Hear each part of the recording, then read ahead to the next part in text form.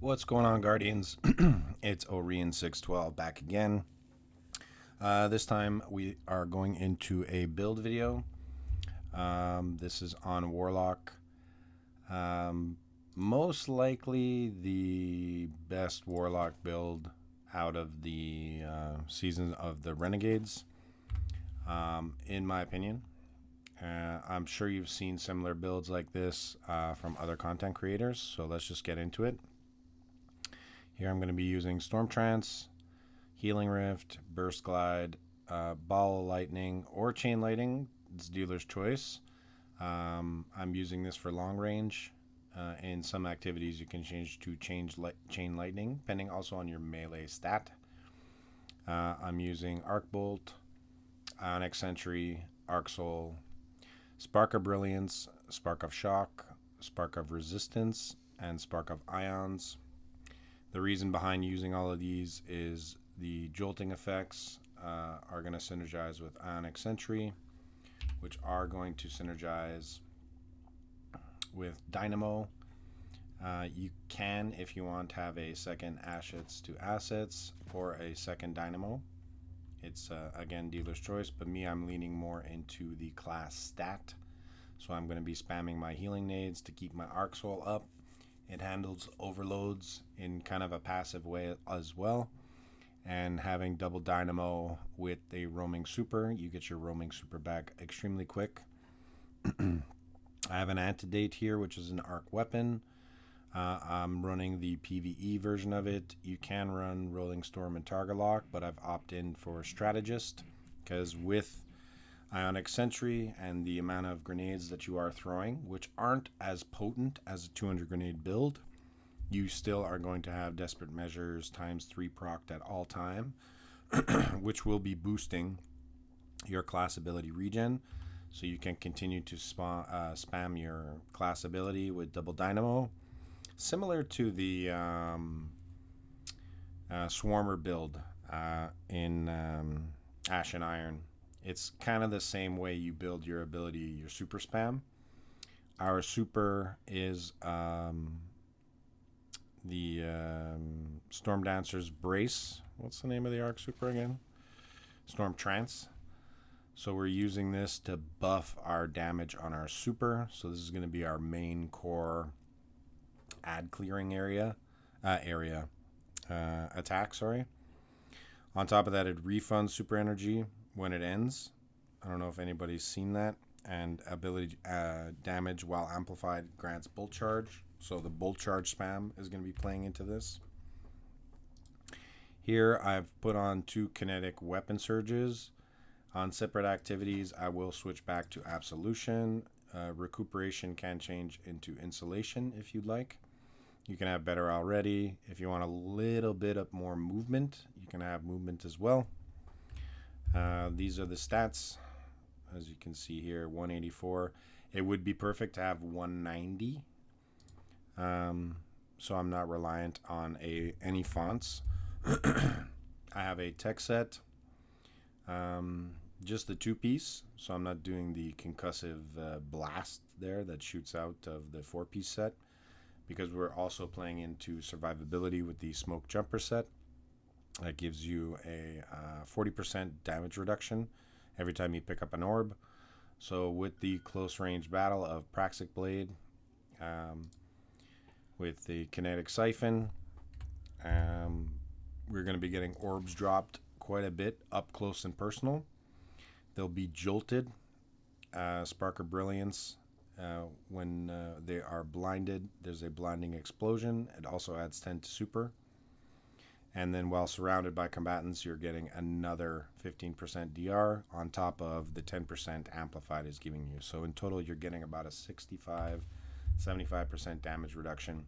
Depending also if you're blocking the block of Praxic Blade. I have it in defensive form, improving my impact and refraction. So you'll be spamming your bolt charge, which is blinding the enemies. It's stunning them, creating blinding explosions. You're constantly rejuvenating Hyperblade. You can use Energy Conduit if you like playing a little bit more aggressive and throwing the sword. And that's pretty much it for the Praxic.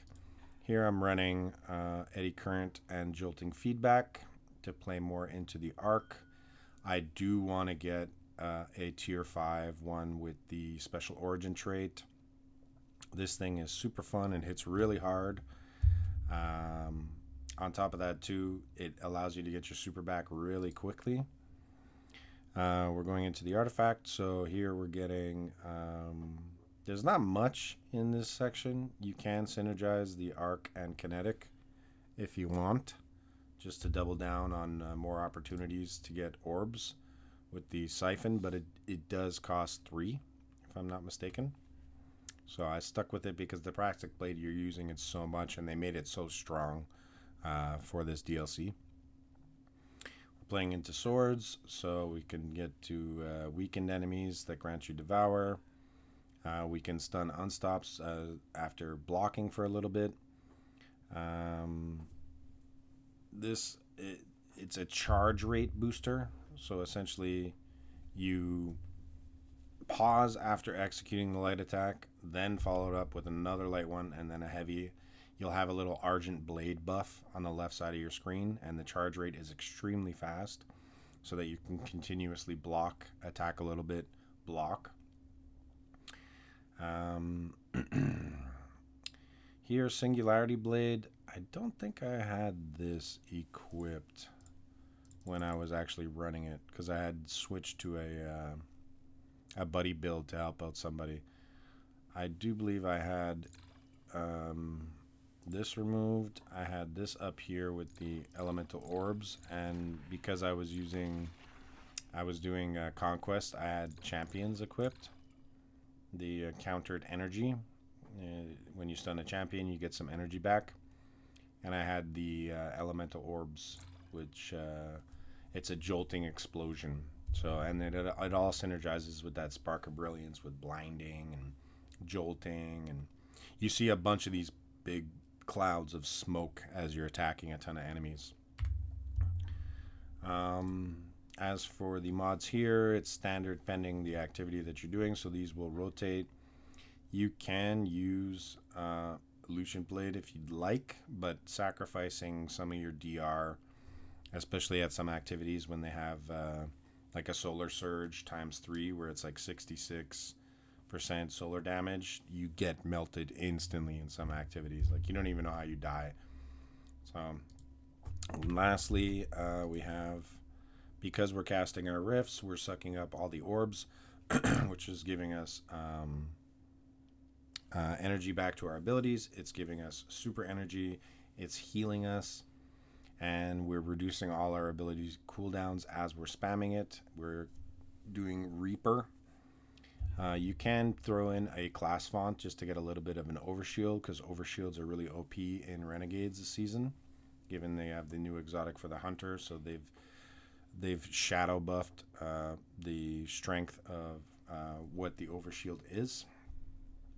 Reaper just drops another orb. It's very valuable. So this is the build. This is all of it out here. Let me just showcase this. I do have separate videos that I have created using this build, soloing the last and the second to last Conquest, Do You Realize, and Defiant Battlegrounds. So I highly recommend it. The Stormdancers Brace is super OP. It clears ads, it chunks bosses, it clears champs. You get your super back extremely quick. You have a lot of survivability. There's just in strange instances when you're in tons of the gunfights up close and personal that the AI is so badly tuned that out of nowhere you just insta die. But you know, that's Bungie with AI, and however they decided to just quote unquote fine tune enemy damage. So every activity, enemies, they could be the exact same enemies, they're doing different damage. There's an insane amount of modifiers. They got way too much stuff going on. But in any case, this is a super fun build. It's all arc based outside of the Praxic Blade. It'd be cool if they had Osmosis on a Praxic Blade. That would be a cool little, if you have triple arc, you know. But every single person is stuck on Praxic Blade, given that all newer weapons are dealing just intrinsically, I think, 10 to 15% more damage, which is kind of sad. So you get left out with, like, even last season's weapons aren't as strong. It may give you a 5% damage here, but just intrinsically the weapon being used does more damage, and they don't point that out. They said they had removed this, but really they just brought it silently into the weapon, so there was no change to it. There was no heads up of that. So it's feels kind of bad, but hey, it is what it is. So that's the build. This is my drip on my little whatever you want to call this. It's a Phoenix Protocol skin. It was the animal set that you can get from the Dawning event for 6,000 Bright Dust. And yeah, that'll be it for the build. I highly recommend it. It's very fun. Lots of survivability, lots of super spam, lots of up close and personal. You can back off, lots of survivability. It's good for all three champions, anti-barrier, unstop, and overload. I was using the enhanced weapon mods. I've been doing the legendary payout things, but so far it's just been these two. Maybe there's a bug. I don't know what's going on, but I can't get the other ones to drop. But hey, that's Bungie, man. RNG's a fickle thing in 1999. But that'll be it. Leave a like, comment down below, let me know what you guys think. Don't forget to sub, and I'll catch you guys in the next vid. All right, peace.